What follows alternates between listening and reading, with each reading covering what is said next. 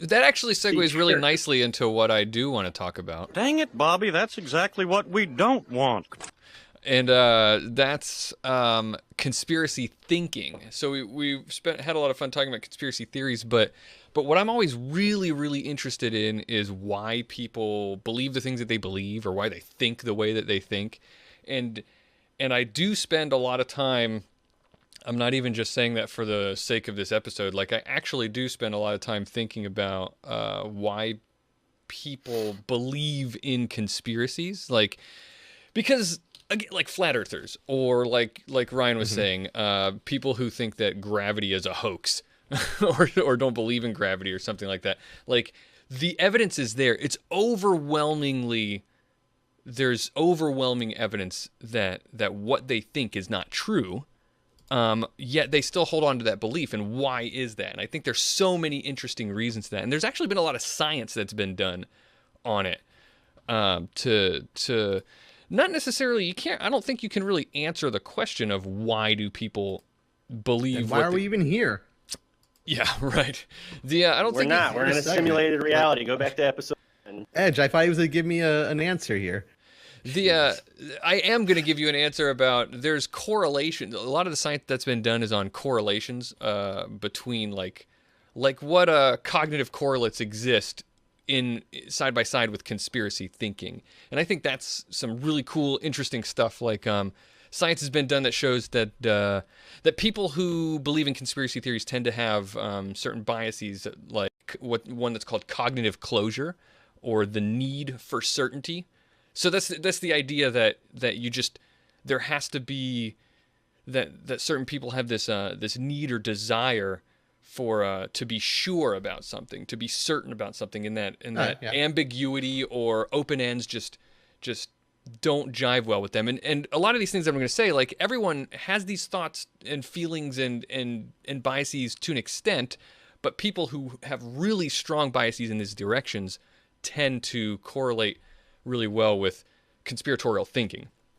Well, you're talking about heuristics, right? Where, like, yeah, exactly, your brain uses shortcuts. And for instance, when we see like a face in a piece of toast, it's not because we actually see a face in the toast. It's a heuristic our brain uses. Exactly, and that's one of the ones that has been tested against, is pattern recognition. Exactly what you're talking about. Our human brains are pattern recognizing brains, right? But people who have high degrees of pattern recognition and find patterns maybe where they don't exist in just random noise, they also tend to be, those types of people tend to correlate highly with conspiratorial thinking. You're dying to say something, Edge. What is it? You just sound a little bit like Carl Sagan and Jordan Peterson had a baby right now. Don't say that. This is what happens when I get excited about something. It's called pareidolia. Pareidolia. Pareidolia is like when you're hearing things. Recognizing faces. Oh, you're thinking about well, there's Oh man, I have pareidolia really bad. Like, I see faces everywhere. Pareidolia. Keep on going. Pareidolia is just seeing something in the noise. There's different types of pareidolias, like audio pareidolias and facial pareidolia and stuff like that. Great book by William Gibson. It is actually. Sorry, I don't know anything about the science stuff. You know that. I'm just going to be the color commentary. I'm here to educate you, Edge. I'm here to hand out the knowledge. You. Yeah, I'm going to educate. I like that. That's a new thing. There's also hyperactive agency detection. So they want to be the center of everything. So agency detection is the idea that that we as human beings, we see something happen and we have a tendency to attribute that to some agent, some thing did it. Like, things don't randomly happen. Our brains don't want to think that things randomly happen. Instead, we have the clockmaker. Yeah. Right. We have agency detection. So we see, exactly. The clockmaker is a good example. That whole philosophical thought experiment. You walk along a beach and you see a clock on the beach. You're going to automatically assume that somebody either put it there or something like that, because we attribute it grew out of the sand, random events to agents. There are more common things, like if you hear a creak or a noise in your house at night, one of the first things a lot of people's brains jump to is there a person in the house or outside or something like that, rather than just thinking it's or a pirate ghost or a homeless person literally breaking into our house and Ryan rushing downstairs with a metal pipe in his underwear. Fencing foil. Oh, was it a fencing foil?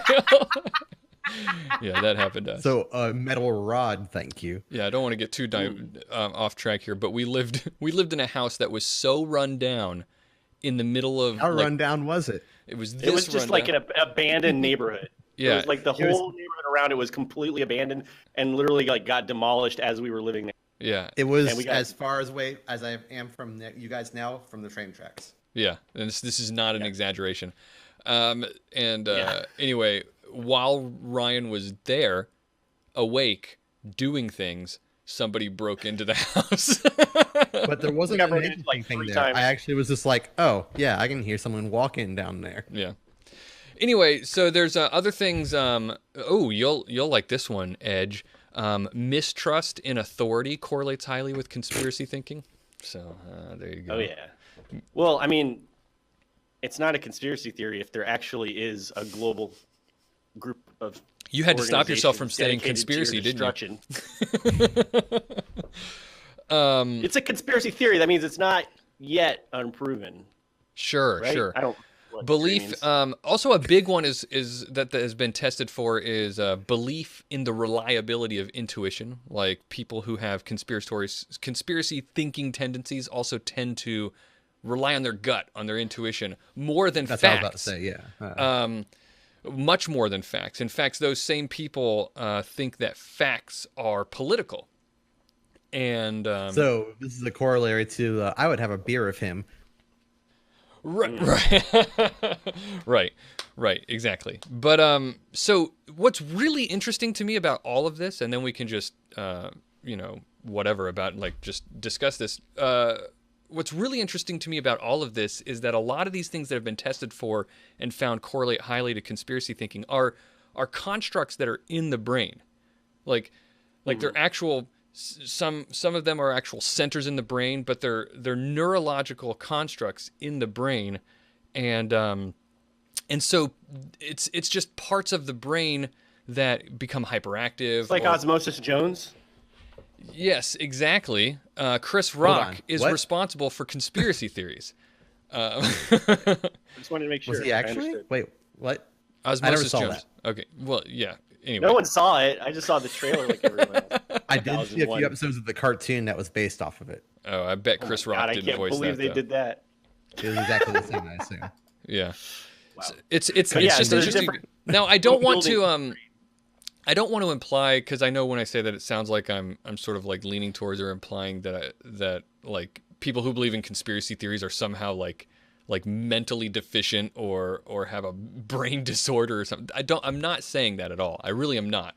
We're kind of set up. I think what you're saying is we're kind of set up biologically to be inclined towards conspiracy. Yes, that's exactly what I'm saying. That it's in a lot of ways it's surprising to me that we're not more conspiratorial than we are, because our brains are just constructed with all of these built-in biases to lead us in that direction. So we evolved in an environment where nature, like all of nature, was conspiring to murder us like all the time. I mean, that's true though. Well, so that's evolutionary psychology, which is a thorny subject. Like I did that in graduate school actually before I failed out of graduate school.